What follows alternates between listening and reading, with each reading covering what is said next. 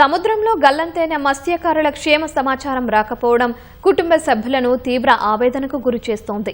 ఎలాంటి స్పష్టమైన సమాచారం ఇవ్వడం లేదంటూ Visakha mechanised boat operation association కార్యాలయంలో ఆందోళనకు దిగారు.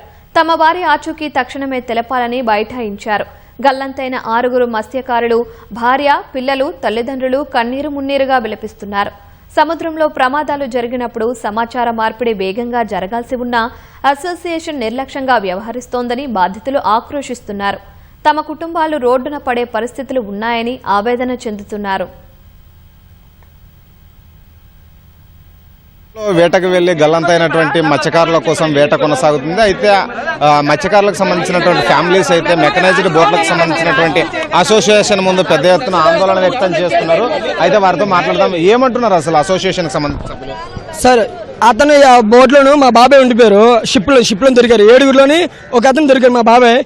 ఇప్పుడు అతను ఇక్కడికి రాలేదు. అతను వచ్చిన తర్వాత షిప్లు పంపిస్తారంట.